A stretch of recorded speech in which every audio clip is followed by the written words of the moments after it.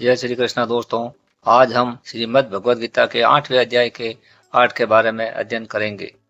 क्या आपने कभी सोचा है कि मृत्यु के समय मनुष्य को क्या याद करना चाहिए? क्या मृत्यु के बाद भी जीवन है? और क्या भगवान का स्मरण हमें मोक्ष दिला सकता है? इन सभी रहस्यों का उत्तर हमें मिलता है श्रीमद् भगवद गीता के 8वां अध्याय अक्षर ब्रह्म योग में। तो आइए शुरू करते हैं गीता के 8वें अध्याय का पठन। गीता अध्याय 8। दोस्तों, कुरुक्षेत्र के मैदान में भगवान श्री कृष्ण के बताए गए कहे गए वचनों को न समझकर अर्जुन बोले, हे पुरुषोत्तम, ब्रह्म क्या है, अध्यात्म क्या है, कर्म क्या है और अधिभूत व अधिदेव अधियज्ञ नाम से क्या कहा जाता है? भगवान श्री कृष्ण बोले, हे अर्जुन, जिसका कभी नाश नहीं हो वह ब्रह्म है और अपना स्वरूप अर्थात जीवात्मा अध्यात्म नाम से कहा जाता है। भगवान श्री कृष्ण बोले, हे अर्जुन, यज्ञ, दान और होम आदि के निमित्त जो द्रव्यादिकों का त्याग है वही कर्म है। कर्म वह शक्ति है जिससे जीव संसार में जन्म लेता है। यह संसार तो नश्वर है, लेकिन आत्मा और परमात्मा हमेशा रहने वाले हैं। उत्पत्ति विनाश धर्म वाले सब पदार्थ अधिभूत हैं और हृदय में पुरुष अधिदेव है तथा शरीर में मैं वासुदेव ही विष्णु रूप से अधियज्ञ हूँ। जो पुरुष अंत काल में मेरे को ही स्मरण करता हुआ शरीर का त्याग करता है वह मेरे साक्षात स्वरूप को प्राप्त होता है।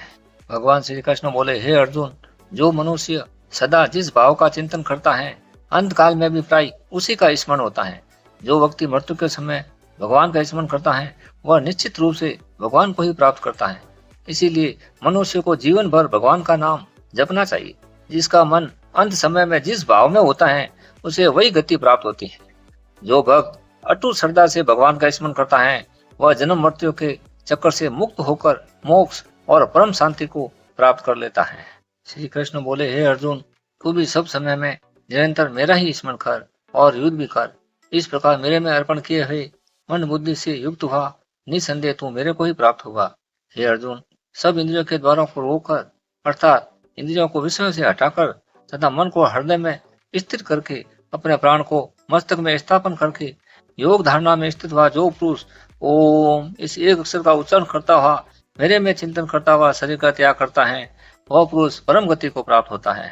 हे अर्जुन, ब्रह्म लोक से लेकर सब लोग पुनरावर्ती स्वभाव वाले अर्थात जिनको प्राप्त होकर पीछे वापस संसार में आना पड़ता है, परंतु हे कुंती पुत्र अर्जुन, मेरे को प्राप्त होकर उसका कभी पुनर्जन्म नहीं होता है, क्योंकि मैं कालातीत हूँ और सब ब्रह्मादिकों के लोकाल अवधि वाले होने से अनित्य है। हे अर्जुन, मनुष्य की गति दो मार्ग से होती है। एक उत्तरायण के 6 माह देवताओं का शुक्ल पक्ष जिसमें गया मनुष्य ब्रह्म को प्राप्त होता है, तथा दूसरा दक्षिणायन के 6 माह देवताओं का कृष्ण पक्ष का है जिसमें गया मनुष्य अपने शुभ कर्मों का फल भोगकर फिर से वापस संसार में आना पड़ता है। जगत के ये दो प्रकार के शुक्ल पक्ष को देवयान और कृष्ण पक्ष को पितृयान सनातन मार्ग माने गए हैं। इन दोनों मार्गों को तत्व से जानता हुआ कोई भी योगी मोहित न होकर निष्काम भाव से साधना करता है और वह कामनाओं में कभी नहीं फंसता है। इसलिए हे अर्जुन, तू निरंतर मेरी प्राप्ति के लिए साधन करने वाला हो। योगी पुरुष इसी से सनातन परम पद को प्राप्त होते हैं। इति 8वां अध्याय संपूर्ण। दोस्तों, अब 8वें अध्याय का महात्म्य जाने। बिना महात्म्य जाने कोई अध्याय या पाठ अधूरा होता है। तो आइए 8वें अध्याय का महात्म्य शुरू करते हैं। श्रीमद् भगवद गीता के 8वें अध्याय का महात्म्य। महादेव पार्वती से बोले, हे देवी, अब 8वें अध्याय का महात्म्य सुनो। एक बार लक्ष्मी जी के पूछने पर भगवान विष्णु ने 8वें अध्याय का जो महात्म्य बतलाया था वही मैं आज तुम्हें बता रहा हूँ। भारत के दक्षिण में अमृतपुर नामक नगर में भाव शर्मा नामक एक ब्राह्मण रहता था जिसने वैश्या को अपनी पत्नी बनाकर रखा था।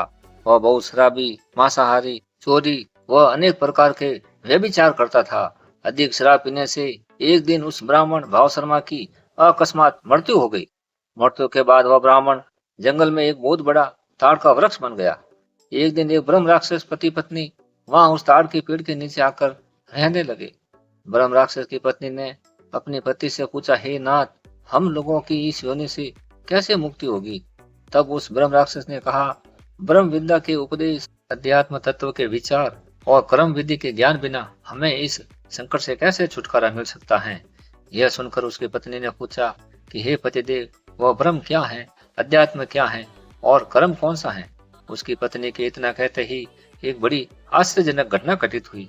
ब्रह्म राक्षस की पत्नी के मुख से निकले वह शब्द जो कि गीता के 8वें अध्याय के शब्द थे, उन शब्दों के श्रवण मात्र से ही जो ब्राह्मण व ताड़ का वृक्ष बना हुआ था वह अपने वृक्ष रूप का त्याग कर उन्हें अपने ब्राह्मण भाव शर्मा के रूप में बदल गया।